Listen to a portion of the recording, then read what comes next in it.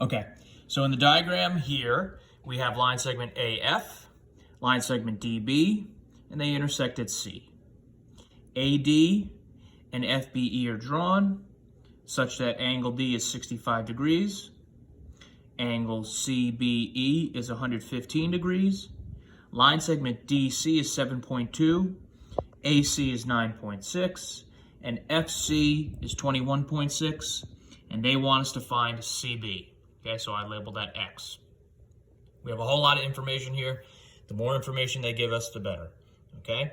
Now, it should hit you right away. That magic number in geometry is 180. Well, you got 65 degrees here, 115 degrees here. If you add them to one another, that equals 180. They're supplements of one another. Okay? So what type of problem do you think this is? This is a similar triangle problem. Okay? If I was to take this triangle, this small one, ADC, and rotate it about point C and spin it this way, it would basically map itself onto this larger triangle. It would just be a little smaller. Okay, but the angle measurements are still the same. So I'm going to take this triangle, rotate it, and I'm going to redraw that figure over here. So over here it would look like this. Okay, this would be our C, this would be our D, and this would be A. This would be 65 degrees in here.